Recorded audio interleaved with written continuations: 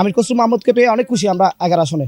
আগামী 12 তারিখ খসরু মাহমুদ সরকারের নাম শুনে ভোট দিবেন। হ্যাঁ, আপনারা আশাবাদী পরিবারে ব্যাকগ্রাউন্ড করবেন আর বিএনপিদের রাষ্ট্রকামনা চাইয়ে এরকম আসন্ন ত্রয়োদশ জাতীয় সংসদ নির্বাচনকে সামনে রেখে চট্টগ্রাম 11 আসনে বিএনপি মনোনীত প্রার্থী আমির খসরু মাহমুদ চৌধুরীর পক্ষে গণসংযোগ ও প্রচারণা চালানো হয়েছে। আজ বিকেলে চট্টগ্রাম নগরীর 38 নম্বর ওয়ার্ডের হিন্দুপাড়া এলাকায় এই গণসংযোগ অনুষ্ঠিত হয়।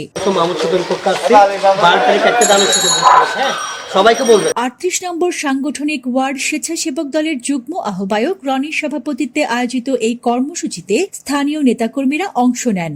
এ সময় উপস্থিত ছিলেন 38 নম্বর ওয়ার্ড স্বেচ্ছাসেবক দলের সদস্য সচিব শফিউল আজম বাদশাহ, সিনিয়র যুগ্ম আহ্বায়ক মুক্তার হোসেন, যুগ্ম আহ্বায়ক আনিসুর রহমান, মোবাশির সাকিব ও আব্দুল হালিম ডেভিড।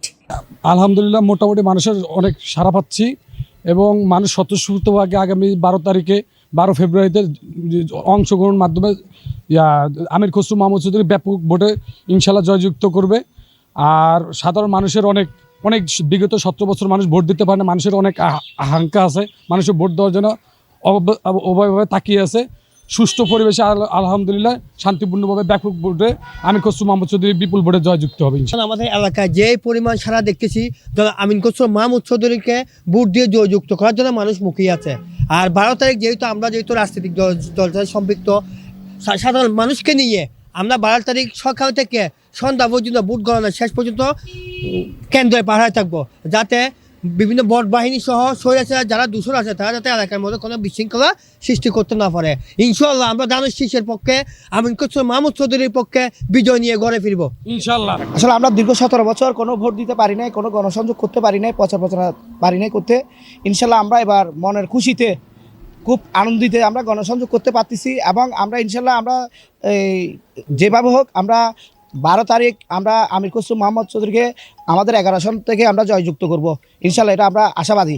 এছাড়াও সদস্য ইব্রাহিম, অপু সহ দলের অন্যান্য নেতৃবৃন্দ গণসংযোগে অংশগ্রহণ করেন। গণসংযোগকালে নেতাকর্মীরা এলাকার সাধারণ মানুষের সঙ্গে কুশল বিনিময় করেন এবং বিএনপি মনোনীত প্রার্থী আমির খসরু মাহমুদ চৌধুরীর পক্ষে সমর্থন কামনা করেন। এ সময় তারা ভোটারদের কাছে দেশের বর্তমান রাজনৈতিক পরিস্থিতি তুলে ধরেন এবং একটি গ্রহণযোগ্য ও অংশগ্রহণমূলক নির্বাচনের মাধ্যমে জনগণের ভোটাধিকার প্রতিষ্ঠার আহ্বান জানান। Desk news, news day 24।